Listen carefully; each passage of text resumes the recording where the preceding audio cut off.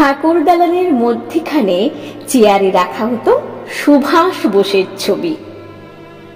ঠাকুরদা এসে কপালে হাত ছুঁয়ে বলতেন, বন্দে মাতরম। আমি বিশুনন্দিনী, রাজু ঘিরে থাকতাম। বাবা পতাকা উত্তোলন করতেন। আমরাও ছবিতে ফুলমালা দিয়ে বলতাম, ভারত মাতা কি জয়। জিজ্ঞেস করতাম, আচ্ছা ঠাকুরদা, এই সুভাষ কে? ঠাকুরদা বলতেন, বড় হও বুঝবে। বছর বছর 23শে জানুয়ারি আসতো। বিস্কুট লজেন্স খেতে খেতে আমরা একদিন ঠাকুরদার মুখে শুনলাম, ঠাকুরদার ছোট কাকা দেশের স্বাধীনতার জন্য হারিয়ে গেছেন, নির্ভয় চিত্তে লড়াই করে গেছেন নিরুদ্দেশের আগে অবধি।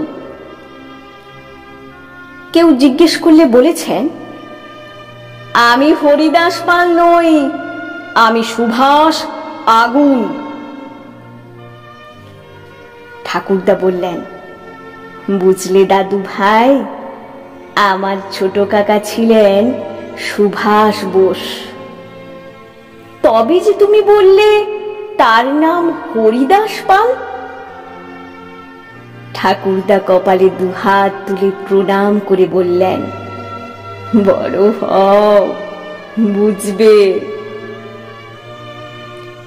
বড় ঝড় চারিদিকে, ঠাকুর দালান ঠাকুরদা তছ নছ হয়ে গেল একদিন।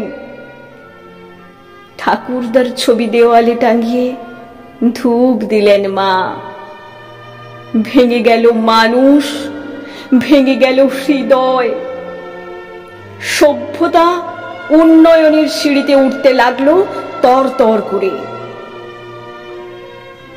ধান খেতে পড়ে রইল কমলা মাসির একমাত্র মেয়ের দেহ। বেকার ছেলেটা গাছের সঙ্গে পেঁচিয়ে নিল গলা। কমলা মাসি পাগল হলো। বেকারের মা স্তব্ধ হয়ে গেল। ঝড়, প্রবল ঝড়, প্রগতির ঝড়। আমি বিশুনন্দিনী, রাজু ছিঁড়ে ফেললাম ভয়। এগিয়ে গেলাম ক্ষেতের অন্ধকারে, খপাখপ কোপ মারলাম হিংস্র জিভে। কোমরে দড়ি বেঁধে টানতে টানতে নিয়ে এলাম কমলা মাসির পায়ে।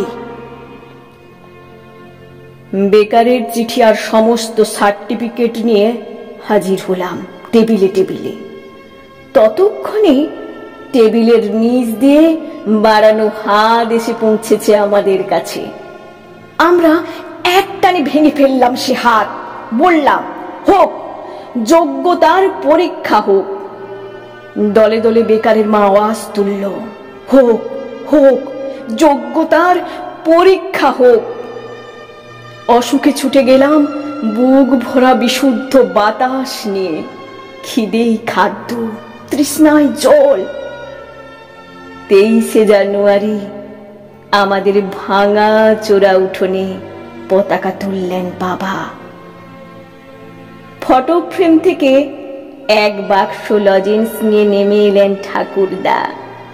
বললেন, এই যে তুই, তুই খোকা, তুই বিশু, নন্দিনী, রাজু, তোরাই তো সুভাষ বোস, তোরাই নেতাজি, স্পর্ধা আর আগুন, আজাদ হিন্দ বাহিনী তোরাই।